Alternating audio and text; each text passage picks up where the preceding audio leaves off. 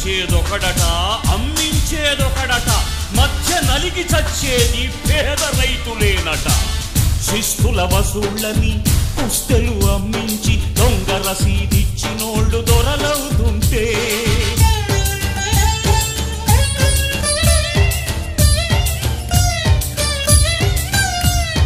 బంజరు పట్టాలేమో పలిసినోడికా, బినామీల బ్యాంకు రుణం కమిషన్లకా.